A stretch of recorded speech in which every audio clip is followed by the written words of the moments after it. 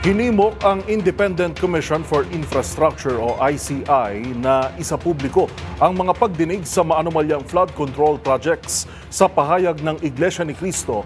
Nanawagan itong isapubliko ang hearing ng ICI, gayon din na ituloy ang pagdinig ng Senate Blue Ribbon Committee.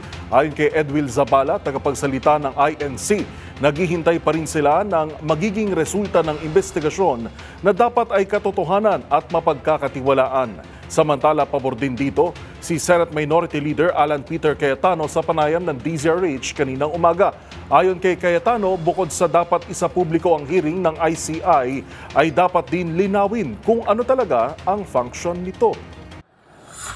Number one, dapat talaga public, marami. Maraming problema ICI. I believe in the people there, I believe in the system, but from the start, sinabi ko yun sa floor. Sandali lang, minamadali natin yan. Unang-una, ano ba sila? Imbestiga lang ba sila magkakaso? Kasi nung una, sinabi, tigil lahat sila na.